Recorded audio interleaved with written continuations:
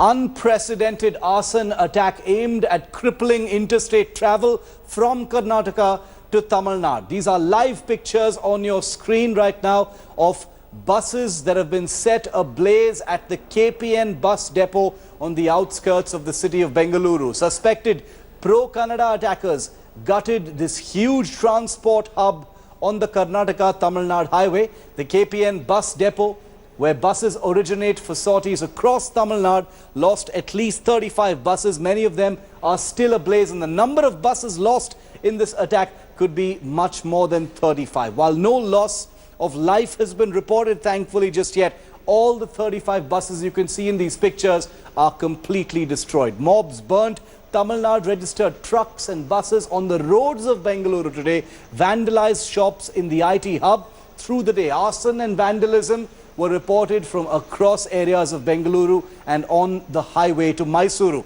Mobs took control as anger boiled over that Supreme Court order asking Karnataka to release more water from the river Kaveri to neighboring Tamil Nadu. So these are images that are coming to you from the KPN bus depot on the outskirts of Bengaluru. I quickly want to go across to India Today's Pratibha Raman, who's on the ground in the city, getting us the very latest. Pratibha, what's the current situation at the KPN bus depot? Is it under control just yet?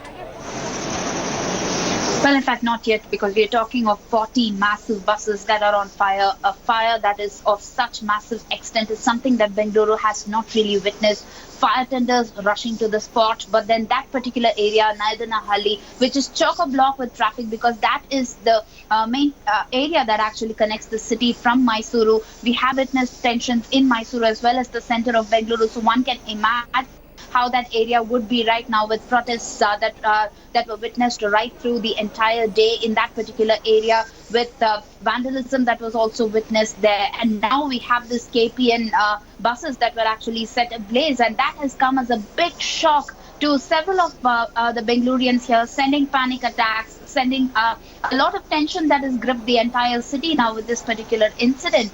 And the police is trying to ensure that law and order would actually be maintained, but the question still remains, when will normalcy return here in a city like Bengaluru, which is always known to be pretty inclusive in their nature. And number two, the fact that this particular fire would actually be doused very shortly, and that is the assurance that has been given. But with respect to this kind of an incident, the police has now gone on record to suggest that Section 144 would be imposed until the 14th of this month to ensure that there would be no untoward incident that would take place. It's just unbelievable. It's unbelievable for a city like Bengaluru, as you rightly pointed out, Pratibha, that you would have prohibitory orders, buses being set ablaze. Tamil Nadu and Karnataka, such hostility. It's been seen before, decades ago in 1991, when there were targeted attacks that, saw paralyzed Bengaluru as well as Tamil Nadu. But what we're seeing right now is something that a new generation in this country, probably doesn't believe. Bengaluru, a city reputed to be safe, inclusive, cosmopolitan, modern, the IT hub of the country, the garden city of India, a student city, a city to which thousands of people from all over the country flock to every single day to work, to study, to live, for retirement, is being reduced to images of this kind is something that simply cannot be understood. Bengaluru has slipped into chaos as the Kaveri water wars have turned very violent right through today on the streets of the city. Prohibitive orders, like Pratibha just pointed out, under Section 144, which prohibits unlawful assembly, have been imposed after widespread arson attacks and clashes literally right through the day today. Bus services from Bengaluru to Tamil Nadu have been completely paralyzed, and after what's happened at the KPN bus depot, you can be sure that it's not going to be back to normal anytime soon. Metro services in the city were also temporarily halted. Most schools in the IT capital have shut down, even despite there being no specific order for them to do so. And even infotech companies have asked their employees to go home just as a safety measure. Over 15,000 policemen and 270 police patrol vehicles have been pressed into service across the city. It's nearly unprecedented. There have been two occasions in the past when there has been a security deployment of this magnitude. Once in 1991 over the rioting that took place over the Kaveri issue at that time, and then after the death of Kannada film icon Rajkumar. Well, the city police at this time has urged Bengalurians not to pay heed to rumors, to WhatsApp messages, to social media posts on Facebook or Twitter, invoking panic and calling or inciting violence against certain communities or certain states. There is a heavy police deployment in areas with a substantial Tamil population. Security has been deployed for the statue even of the revered Tamil poet Tiruvalluvar. That's how sensitive the situation in the city currently is. I want to go back to Pratibha for more on this. Pratibha, 15,000 police deployed across Bengaluru tonight. It appears that this is going to be an all-night vigil by the police to make sure that somehow this violence and this criminality can be contained, so tomorrow can be a new day. Well, in fact, it has been definitely a massive deployment today. 16,000 police personnel in different pockets of the city. And the police did tell us that they have their own set of CCTV network, which will also monitor who these miscreants are and bring them to book very soon. These are some of the assurances that have been given. But then the fact also remains that there are certain pockets of the city that have not really been covered by the police personnel. And that has definitely caused a lot of fear among Bengaluru here, including the media, where one of our colleagues has been targeted in a place where there was not one security or a police officer who was present there. These are some of the key issues that definitely need to be addressed. Keeping that in mind, will the Bengaluru police actually call for extra force? These are some of the questions that are still doing the rounds, but no concrete decision that has been taken place as yet. But then the fact remains that their vigilance will continue through the night as well as for the next couple of days. We're going to play out for you my conversation with Varghese Ibrahim, a reporter, a journalist in Bengaluru who actually happened to be eyewitness to what happened at the KPN bus depot, these disturbing images. We're going to play out that conversation for you in just a moment. But Pratibha, the government will be holding an emergency cabinet meeting at about 11 a.m. tomorrow. Many people are interpreting this as too little, too late. An emergency meeting should have been called much earlier to take stock of what's happening and perhaps even anticipate these terrible things that are taking place in the city of Bengaluru. So it's already become a very hot political issue.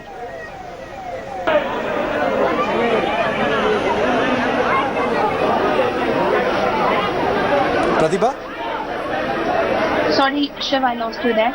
Can you tell us what's on the table for Chief Minister Siddaramaiah ahead of that emergency meeting that's going to be taking place by the Karnataka cabinet tomorrow? What is the plan? Well, in fact, one of the major decisions that will be taken is to try and see how law and order can be maintained in a city like Bengaluru. Several appeals that have been done, public appeal that has been done as well by the Chief Minister to try and see that people do not resort to such vandalism. Also, one must observe the fact that many of these miscreants who indulge in such kind of acts are not really aware of the ground reality. Number one, they are not even aware of the key issue. Just that they know that they need to protest here. They know that Karnataka does not have enough water, and that is been the base ground for several of these people. Many of them happen to be drunk.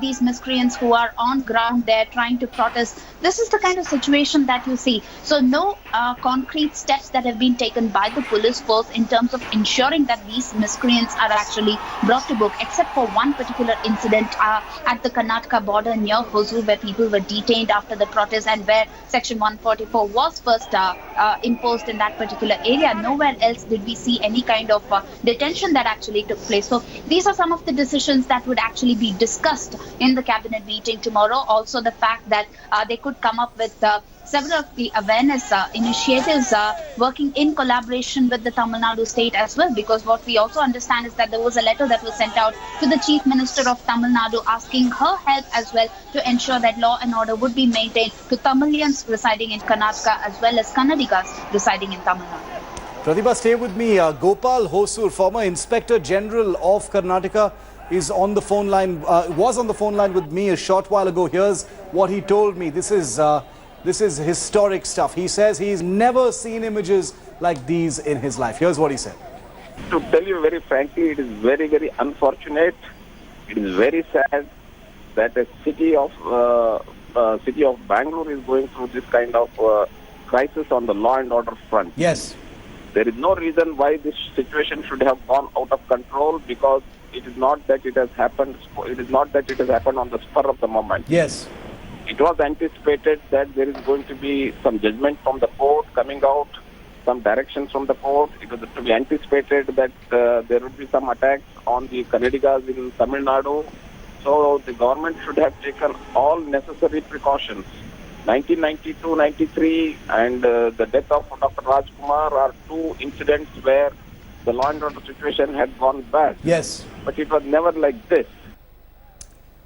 And the big focus, the big priority for the Karnataka administration and government right now is to make sure that the violence and the arson of today does not spill over in any big measure into tomorrow. They've got a few hours overnight to control the violence, try and nab the miscreants and send out a no-nonsense message that this kind of behavior, this kind of arson and open criminality, fearlessness of the law in a city like Bengaluru will simply not be tolerated. There is also a call for peace from the Bengaluru police at this point of time for people not to listen to incitement or to rumors about one community or another. We're all Indians. We've got to find a way to live in peace. This may be an emotionally charged political issue, but there are hooligans, there are goons, there are thugs and miscreants among the protesters who are looking to gain mileage out of violence and to use what is a protest to further their own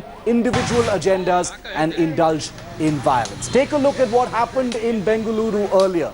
A student who raised slogans against Kannada actors who were not speaking out about the issue, being thrashed soundly by someone who calls himself a political activist. This is what Karnataka has been reduced to over the Kaveri issue. We're not going to be moving from this story. Unwavering, non-stop focus only here on India Today. Come right back.